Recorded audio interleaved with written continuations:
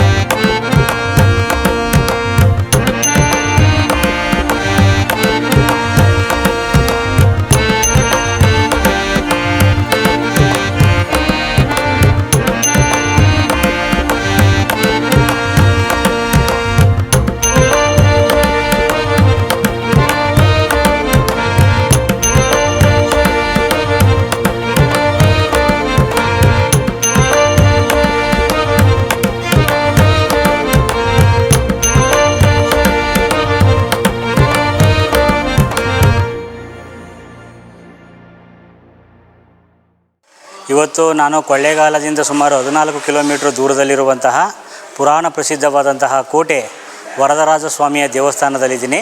ಇವತ್ತು ನಮ್ಮಾಳ್ವಾರ ತಿರು ನಕ್ಷತ್ರದ ಪ್ರಯುಕ್ತ ಕೆಲವೊಂದು ವಿಶೇಷವಾದ ಕಾರ್ಯಕ್ರಮ ಮತ್ತು ಪೂಜೆ ಪುನಸ್ಕಾರಗಳು ಈ ಒಂದು ದೇವಸ್ಥಾನದಲ್ಲಿ ಆಗ್ತಾ ಇದ್ದಾವೆ.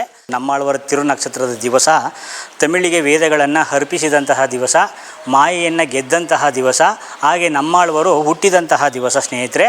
ಅವರು ತಮಿಳುನಾಡಿನ ಈ ಆಳ್ವಾರ್ ತಿರುನಗರಿ ಅನ್ನುವಂತಹ ಸ್ಥಳದಲ್ಲಿ ಹುಟ್ಟಿದರು ಅಂತ ಹೇಳ್ಬೋದು. ಹುಟ್ಟಿದಂತಹ ಸಂದರ್ಭದಲ್ಲಿ ಅವರು ಅಳಲಿಲ್ಲ ಮತ್ತು ಹಾಲನ್ನು ಕುಡಿಯಲಿಲ್ಲ. ಯಾವುದೇ ಬಾಹ್ಯ ಸಂಪರ್ಕಕ್ಕೆ ಸಂಬಂಧಪಟ್ಟಂತಹ ವಿಷಯಗಳಿಗೆ ಸ್ಪಂದಿಸಲಿಲ್ಲ. ಈ ಕಾರಣದಿಂದ ನಮ್ಮಾಳ್ವಾರ್ ಪೋಷಕರು ಅವರನ್ನು ತಗೊಂಡೋಗಿ ಹುಣಸೆ ಮರದ ಪೊಟರೆಯಲ್ಲಿ ಅವರನ್ನು ಕೂರಿಸಿಬಿಡ್ತಾರೆ. ಅಲ್ಲೇ ಅವರು ಸುಮಾರು 16 ವರ್ಷಗಳ ಕಾಲ ಮೌನವಾಗಿ ತಪಸ್ಸನ್ನು ಮಾಡಿರ್ತಾರೆ ವೀಕ್ಷಕರೇ. ಅವರನ್ನು ವೇದ ತಮಿಳ್ ಸೇದ್ಮಾರನ್ ಅಂತೇಳಿ ಕರೀತಾರೆ. ಅಂದರೆ ವೇದಗಳನ್ನು ತಮಿಳಿಗೆ ಹಸ್ತಾಂತರಿಸಿದವರು ಅಂಥೇಳಿ ತಮಿಳಿಗೆ ತಂದವರು ಅನ್ನೋ ಅರ್ಥವನ್ನು ಕೊಡುತ್ತೆ. ಸೊ ತಿರುವಿರುತ್ತಂ ಋಗ್ವೇದದ ಸಾರ, ಹಾಗೆ ತಿರುವಾಸರಿಯಂ ಯಜುರ್ವೇದದ ಸಾರ, ಪೆರಿಯ ತಿರುವಂತಾದಿ ಅಥರ್ವರ್ಣ ವೇದ ಸಾರ, ಹಾಗೆ ಮತ್ತು ಕೊನೆಯದಾಗಿ ತಿರುವಾಯ್ಮೋಳಿ ಅನ್ನುವಂಥದ್ದು ಸಾಮವೇದ ಸಾರಕ್ಕೆ ಸಂಬಂಧಪಟ್ಟಂತಹ ಗ್ರಂಥಗಳನ್ನು ಅವರು ಈ ಒಂದು ತಿರು ನಕ್ಷತ್ರದ ದಿವಸ ವೇದಗಳನ್ನು ಸುಮಾರು 1296 ಪಾಸುರಗಳು ಅಂದರೆ ಆ ಕವಿತೆಗಳನ್ನು ತಮಿಳಿಗೆ ಸರಳವಾಗಿ ಸಮರ್ಪಿಸಿದಂತಹ ದಿವಸ ಸ್ನೇಹಿತರೆ. ಹಾಗಾಗಿ ಪ್ರತಿಯೊಬ್ಬರಿಗೂ ಕೂಡ ವೇದಗಳ ಸಾರ ತಿಳಿಬೇಕು ಅನ್ನೋದು ನಮ್ಮಾಳ್ವರ ಒಂದು ಅಚಲವಾದಂತಹ ಪ್ರತಿಜ್ಞೆ ಆಗಿತ್ತು. ಈ ಒಂದು ತಿರು ನಕ್ಷತ್ರದ ಆಚರಣೆಯನ್ನು ಮಾಡೋದ್ರಿಂದ ಎಲ್ಲ ಆಳ್ವರ ಸಂತರ ಪರಂಪರೆಯನ್ನು ನೆನೆಯುವಂತಹ ಒಂದು ದಿವಸ ಅಂತ ಹೇಳ್ಬೋದು ಸ್ನೇಹಿತರೆ. ಹುಟ್ಟಿದಂತಹ ಸಂದರ್ಭದಲ್ಲಿ ತಾಯಿಯ ಗರ್ಭದಿಂದ ಜನನವಾಗುವಂತಹ ಸಂದರ್ಭದಲ್ಲಿ ಮಗುವಿಗೆ ಆವರಿಸುವಂತಹ ಶಟವಾಯು ಅಂದರೆ ಆ ಕರಳನ್ನು ಕತ್ತರಿಸುವಂತಹ ಸಂದರ್ಭದಲ್ಲಿ ಒಂದು ವಾಯು ಹೊರಗಡೆ ಬರುತ್ತೆ. ಆ ವಾಯು ಮಗುವಿಗೆ ಅಜ್ಞಾನವನ್ನು ತುಂಬುವಂತಹ ಗಾಳಿ ಅಂತ ಹೇಳಿ ಅದನ್ನು ತಿಳಿಯಲಾಗಿದೆ ಸ್ನೇಹಿತರೆ. ಅಂತಹ ಅಜ್ಞಾನದ ಗಾಳಿ ಆ ಮಾಯೆಯನ್ನು ಓಂಕಾರದಿಂದ ಓಡಿಸಿದ ಕಾರಣ ಅವರಿಗೆ ಶಟಕೂಪರ್ ಅನ್ನುವಂತಹ ಹೆಸರು ಬರುತ್ತೆ. ಇವತ್ತು ವೈಷ್ಣವ ಧರ್ಮದ ಎಲ್ಲ ವಿಷ್ಣುವಿನ ಟೆಂಪಲಲ್ಲಿ ಪಾದದ ಕೆಳಭಾಗದಲ್ಲಿ ಇಡುವಂತಹ ಆ ಶಟಗೋಪ ಏನಿದೆ ಅದು ನಮ್ಮ ಆಳ್ವರ ಒಂದು ಅವತಾರ ಅಂತ ಹೇಳಿ ನಂಬಲಾಗಿದೆ. ನಮಸ್ಕಾರ. ಈ ದೇವಸ್ಥಾನ ಒಂದು 1200 ವರ್ಷದ ಹಿಂದೆ ಗಂಗರ ಕಾಲದಲ್ಲಿ ಇದನ್ನು ಕಟ್ಟಿಸಿದ್ರು ಅಂತ ಹೇಳ್ತಾರೆ. ಅದರ ಮಾಹಿತಿ ನಾವು ಕೇಳಿರೋದನ್ನ ಹೇಳ್ತಾ ಇದ್ದೀವಿ. ಹಿಂದಿನ ನಮ್ಮ ತಂದೆ ನಮ್ಮ ತಾತ ಅವರೆಲ್ಲ ಒಬ್ಬರಿಂದ ಒಬ್ಬರು ಹೇಳಿ ನಮ್ಗೆ ಗೊತ್ತಿರೋ ವಿಷಯ. ಇಲ್ಲಿ ಸಿದ್ದಪ್ಪ ನಾಯಕ ಅಂತ ಒಬ್ಬರು ಪಾಳೆಗಾರ ಇದ್ದ. ಇಲ್ಲಿ ಎಲ್ಲ ಸಮೃದ್ಧಿ ಆಯಿತು. ಆದರೆ ಒಂದು 13ನೇ ಶತಮಾನದಲ್ಲಿ ತುಂಬ ಬರಗಾಲ ಬಂದುಬಿಟ್ಟು ಇಲ್ಲಿ ಒಂದು 3-4 ವರ್ಷ ಮಳೆನೇ ಇರಲ್ಲ. ತುಂಬ ಕಷ್ಟಪಡ್ತಾರೆ ಜನಗಳು.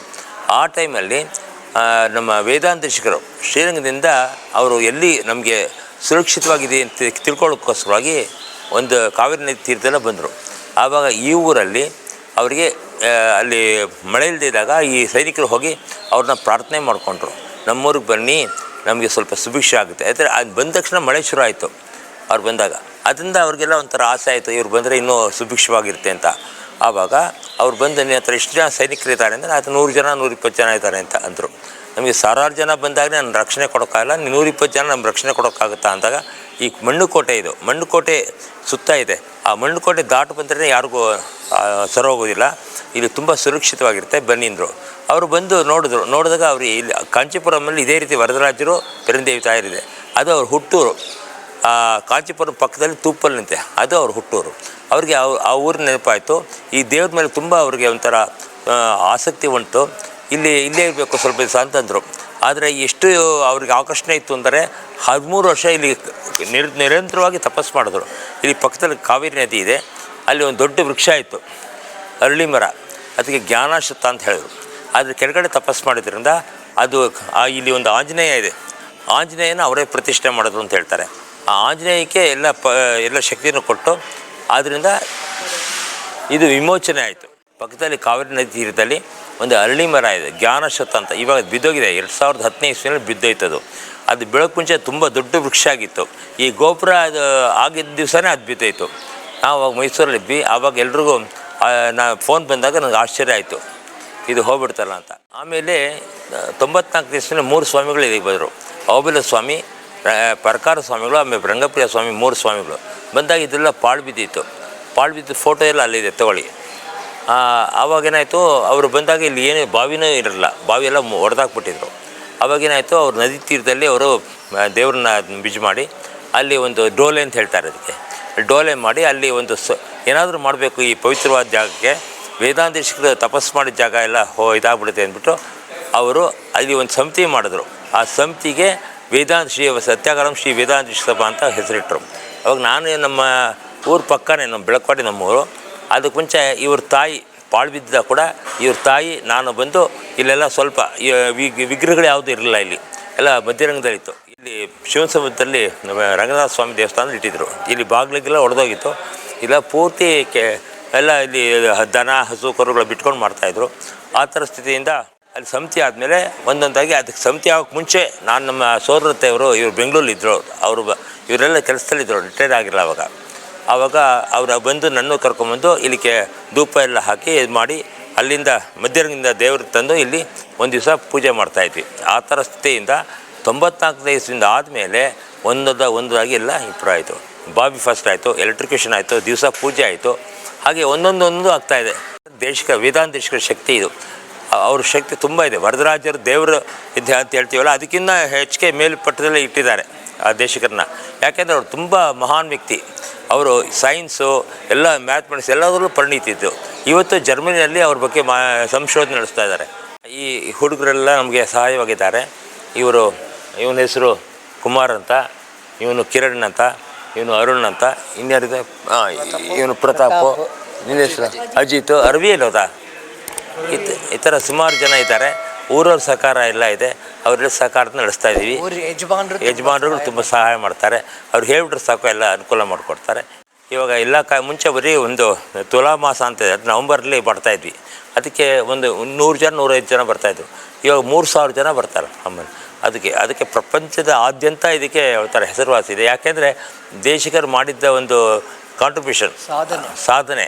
ಅವರು ಅಂದರೆ ಅವರು ನಮ್ಮ ಎಲ್ಲ ಅವರು ಎಷ್ಟು ದೊಡ್ಡ ವ್ಯಕ್ತಿ ಅಂದರೆ, ಅವರಿಗೆ ಚಿನ್ನ ಕೂಡ ಒಬ್ರು ಯಾರೋ ಮದುವೆ ಮಾಡಬೇಕು ಅಂತ ಒಂದು ಹೆಂಗಸ್ ಕೇಳಿದಾಗ ಚಿನ್ನ ಬರೆಸೋ ಶಕ್ತಿ ಇತ್ತು.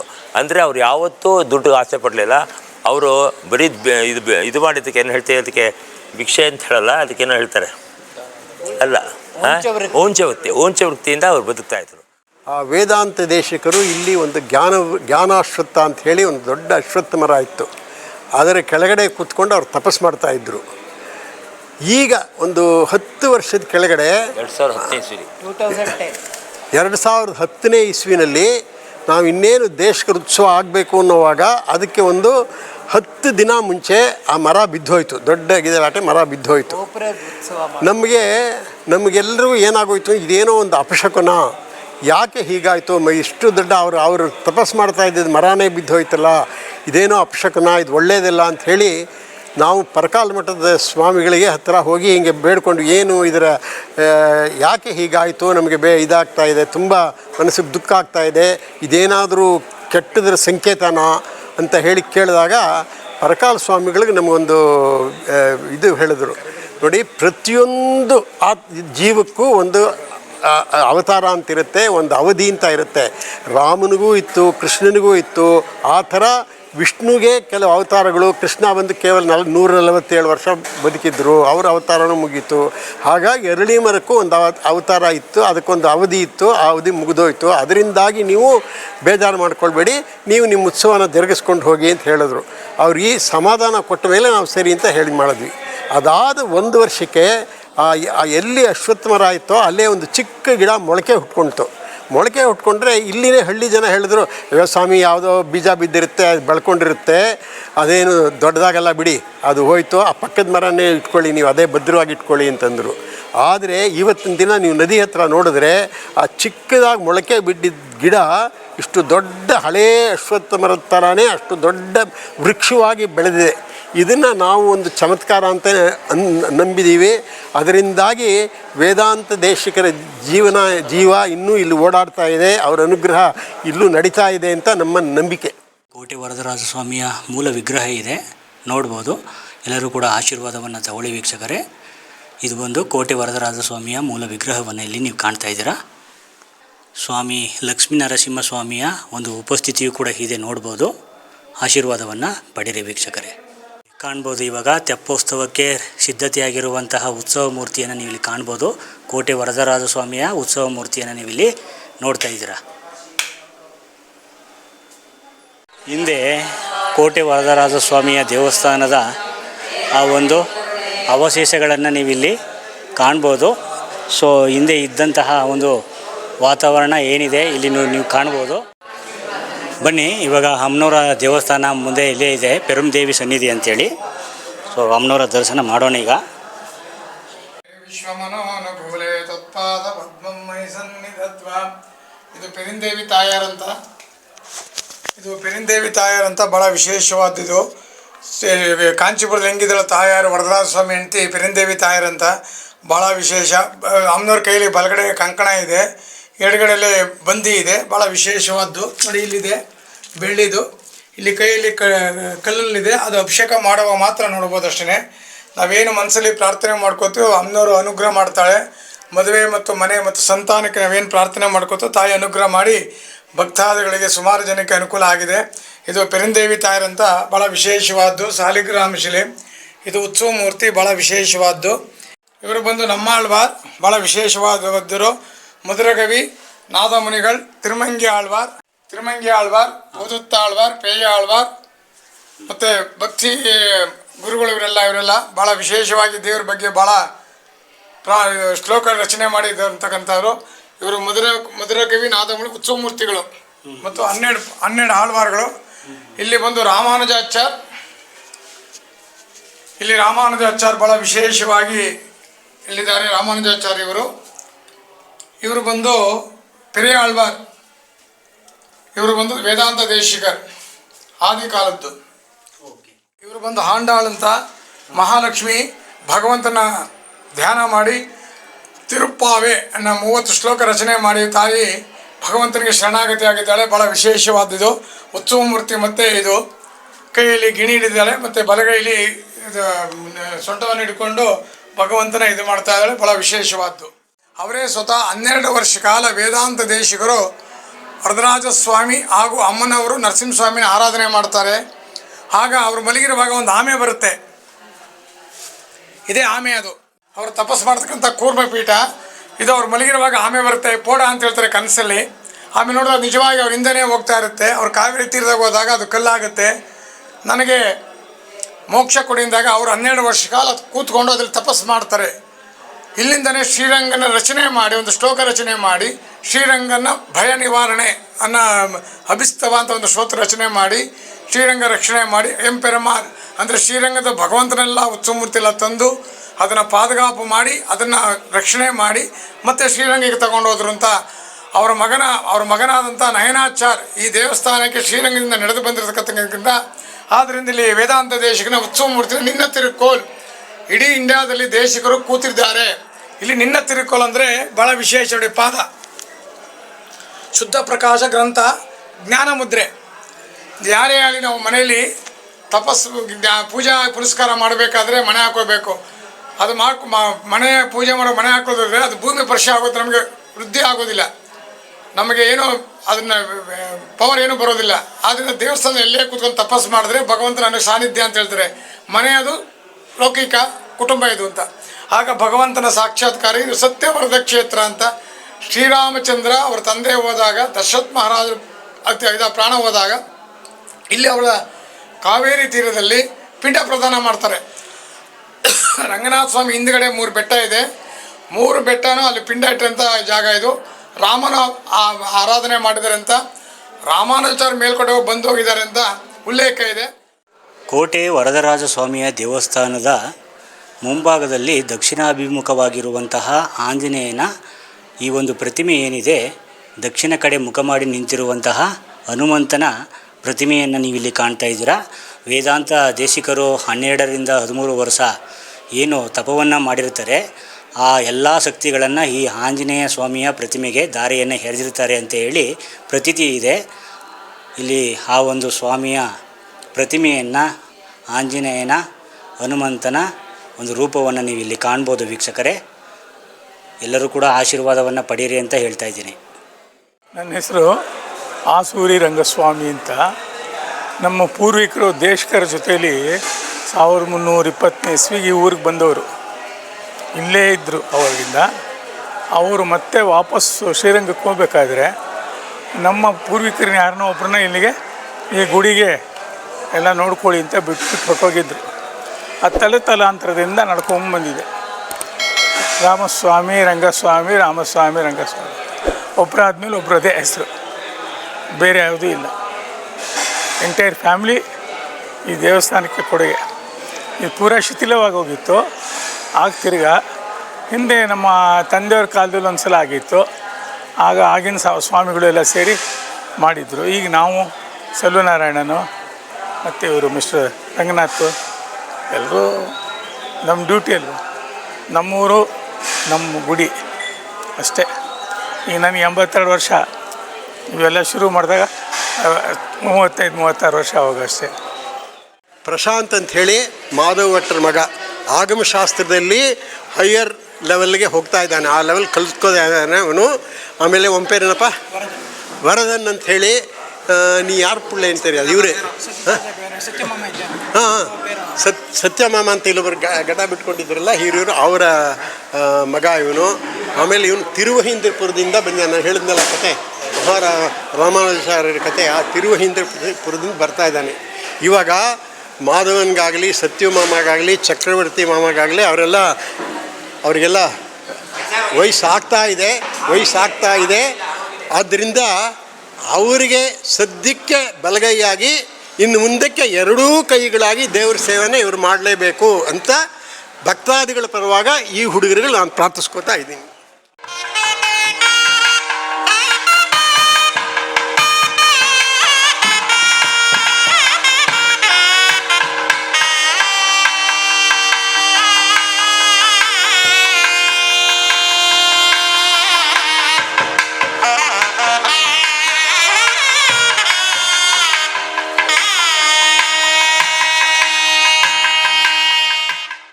ಇರೋರು ಅರ್ಶಿಣದ ಕೊಂಬನ್ನ ಹಾರ ಹಾಕಿ ಅಮ್ಮನವ್ರಿಗೆ ಸಮರ್ಪಿಸಿದ್ರೆ ಮದುವೆ ಆಗುತ್ತೆ ಅಂತ ಎಷ್ಟೋ ಜನಕ್ಕಾಗಿದೆ.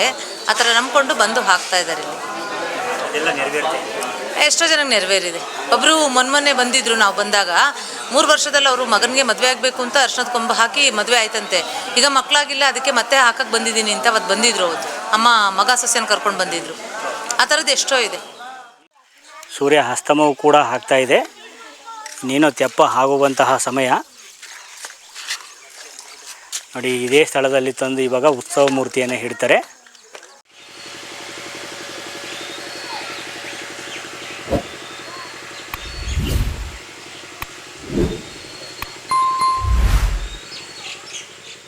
ಸೊ ಶ್ರೀರಾಮಚಂದ್ರರು ತಮ್ಮ ತಂದೆಯ ದಶರಥರ ಪಿಂಡ ಪ್ರದಾನ ಮಾಡುವಾಗ ಆ ಪಿಂಡ ಪ್ರದಾನವೇ ಇಲ್ಲಿ ಬೆಟ್ಟವಾಗಿ ತಾಳಿ ನಿಂತಿದೆ ಅಂತ ಹೇಳ್ಬೋದು. ಅಲ್ಲಿ 3 ಪಿಂಡಗಳನ್ನು ಅರ್ಪಿಸಿರ್ತಾರೆ. ಅಲ್ಲಿ ಕಾಣ್ಬೋದು 1, 2, 3 ಪಿಂಡ ಪ್ರದಾನ ಮಾಡಿದಂತಹ ಸಂದರ್ಭದಲ್ಲಿ ಆ 3 ಪಿಂಡಗಳು ಅಲ್ಲಿ 3 ಗುಡ್ಡಗಳಾಗಿ ನಿರ್ಮಾಣಗೊಂಡಿದ್ದಾವೆ ಅಂತೇಳಿ ಸ್ಥಳೀಯರ ನಂಬಿಕೆ.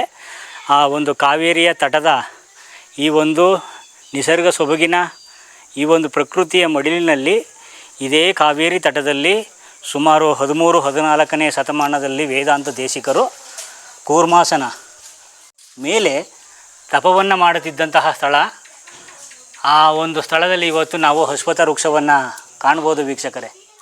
ನೋಡಿ 2010ರಲ್ಲಿ ಸಿಡಿಲಿಗೆ ಬಲಿಯಾದಂತಹ ಹಳೆಯ ಜ್ಞಾನ ಅಶ್ವತ್ಥ ವೃಕ್ಷ ಏನಿದೆ ಅದರ ಪಕ್ಕದಲ್ಲೇ ನೋಡಿ, ಅಲ್ಲಿದೆ ನೋಡಿ, ಇದೆ ಜ್ಞಾನ ಅಶ್ವತ್ಥ ವೃಕ್ಷದ ಬಳಿಯ ಪಕ್ಕದಲ್ಲೇ ನೀವು ಹೊಸದಾಗಿ ನೀವು ಅಶ್ವತ್ಥ ವೃಕ್ಷವನ್ನು ಕಾಣ್ಬೋದು.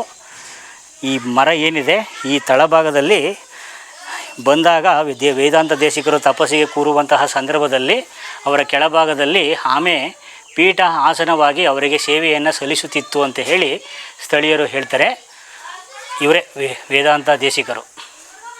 1268 ಅಂದರೆ ಇಲ್ಲಿಗೆ 758 ವರ್ಷಗಳು ವೇದಾಂತ ದೇಶಿಕರಿಗೆ ತುಂಬಿದೆ ಅಂತ ಹೇಳ್ಬೋದು. ಈ ಸ್ಥಳದಲ್ಲಿ ವೇದಾಂತ ಮಹಾದೇಶಿಕರು 12 ವರ್ಷಗಳಿಗಿಂತಲೂ ಹೆಚ್ಚು ವರ್ಷ ಲೋಕ ಕಲ್ಯಾಣಕ್ಕಾಗಿ ತಪಸ್ಸು ಮಾಡಿದಂತಹ ಪವಿತ್ರವಾದ ಸ್ಥಳ.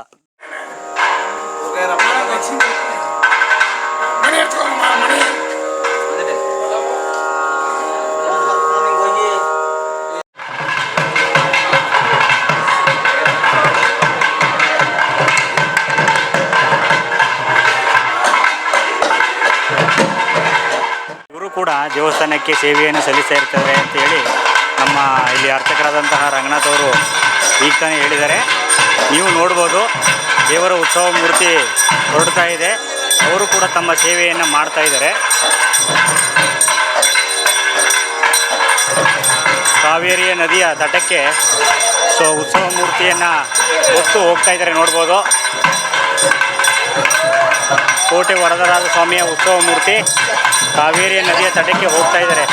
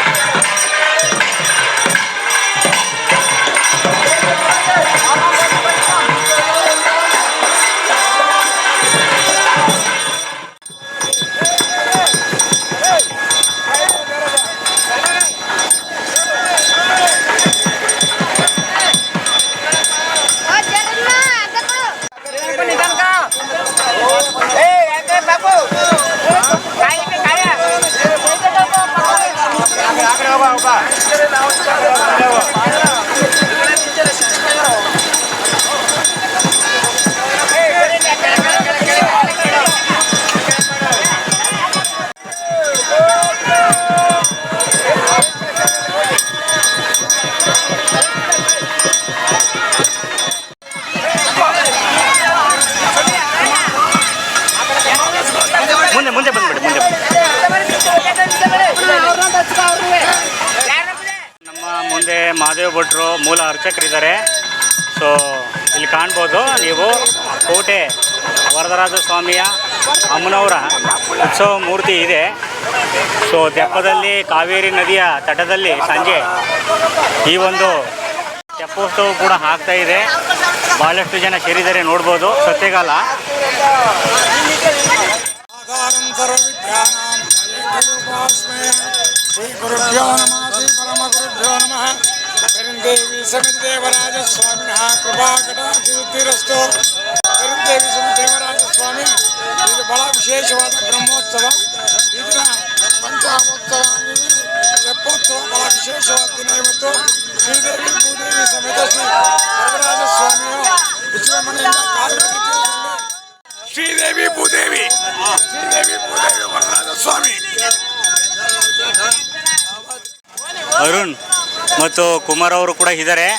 ತುಂಬ ಆಳ ಇದೆ ಅಂತ ಹೇಳ್ತಾ ಇದ್ದಾರೆ. ಆದರೂ ಕೂಡ ದೇವರ ಉತ್ಸವ ನೋಡಿ, ಕಾವೇರಿ ತಟದಲ್ಲಿ ಸಂಜೆಯ ಹೊತ್ತಿನಲ್ಲಿ ಒಂದು 40 ಅಡಿ ಇದೆಯಾ ನೋಡಿ, 40 ಅಡಿ ಇದೆ ಅಂತ ಹೇಳ್ತಾ ಇದ್ದಾರೆ. ಅಲ್ಲಿಂದ ಸುಮಾರು ದೂರ ಬಂದಿದ್ದೀವಿ. ತೆಪ್ಪೋತ್ಸವ ಆಗ್ತಾ ಇದೆ ನೋಡಿ ಹೇಗಿದೆ. ಮಂಟಪದ ಸುತ್ತ ಇದರಲ್ಲಿ 8 ಟನ್ ಹಿಡಿಯುತ್ತೆ ಕೆಪಾಸಿಟಿ. ಹೌದಾ? ಓಹೋ, ಲೆವೆಲ್ಲಿ ಹಾಂ ಹಾಂ ಹಾಂ ಹಾಂ ಹಾಂ ನೀವು 3-4 ಟನ್ ಹಿಡಿಯುತ್ತೆ. ಓಕೆ.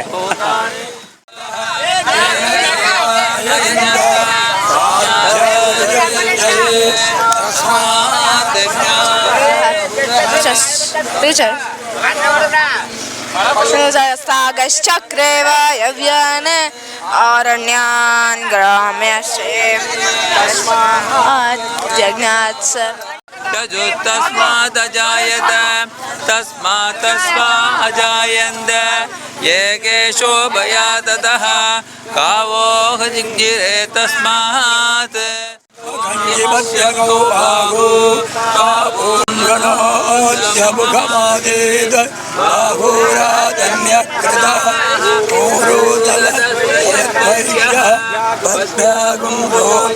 अजायत चंद्रबामनो जात श्रेष्ठोत्समवर्तन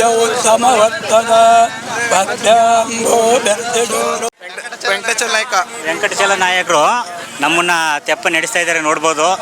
ಇಲ್ಲಿ ತನಕನೂ ಕೂಡ ಕರ್ಕೊಂಡು ಬಂದಿದ್ದಾರೆ. ಸೊ ಅಲ್ಲೆಲ್ಲ ಕಾಯ್ತಾ ಇದ್ದಾರೆ. ಕೋಟೆ ವರದರಾಜ ಸ್ವಾಮಿಯ ಉತ್ಸವ ಮೂರ್ತಿ ಈ ಒಂದು ಪಾಯಿಂಟಲ್ಲಿದೆ ನೋಡಿ.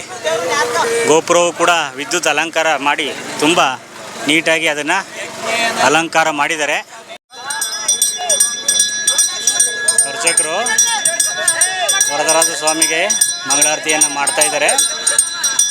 ಸೊ ನದಿ ಮಧ್ಯ ಭಾಗದಲ್ಲಿ ಇದ್ದೀವಿ.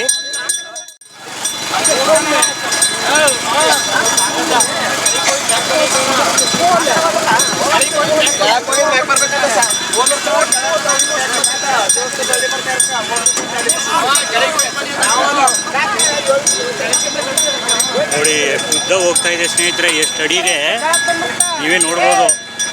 ತುಂಬ ಆಳ ಇದೆ. ಎಟ್ಕೋದಿಲ್ಲ ಅಂತ ಹೇಳ್ತಾ ಇದ್ದಾರೆ. ಪೂರ್ತಿ ಒಳಗಡೆ ಎಷ್ಟು 40 ಅಡಿ ಬರುತ್ತೆ ಅಂತ ಹೇಳ್ತಾ ಇದ್ದಾರೆ ನೋಡಿ. ಅಲ್ಲಿಂದ ಇಲ್ಲಿಗೆ ಸ್ವಲ್ಪನೇ ದೂರ, ಪೂರ್ತಿ 40 ಅಡಿ ಆಳ ಇದೆ ಇಲ್ಲಿ.